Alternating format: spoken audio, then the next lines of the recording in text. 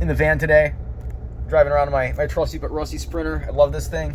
Had it for a couple of years. Chewing on a toothpick because I found a box of unopened toothpicks in here, and as soon as I get in the van, I kind of feel like smoking because it's kind of what I used to do in the van.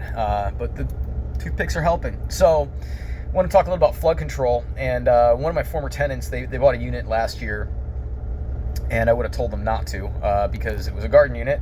I would have, in almost every case, I would tell a client, don't buy a garden unit because chances are you're going to run into problems with it one way or another. And in a lot of cases, it's sewer flooding.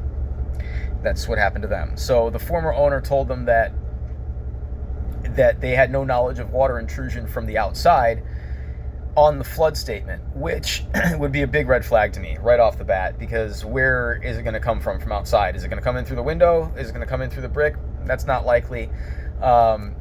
But the seller's attorney definitely tried to cover his client's butt on that one, but it really screwed my client over, and I think they could probably end up suing the former owner for making a false statement. They did ask if there was ever a flood insurance claim made on the unit, and the former seller said no, but it turns out that there was actually 3 floods in there according to the neighbors, and there was actually a flood insurance claim on that unit.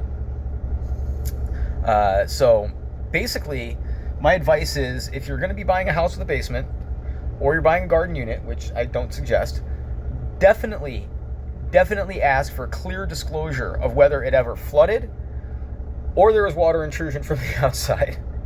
And specifically, if you're going to be buying a garden unit or if you're buying a house with a basement, make sure it has flood control. If it doesn't have flood control, you should probably look into getting it before something bad happens, especially if you're going to finish that basement, because all your work is going to go down the drain.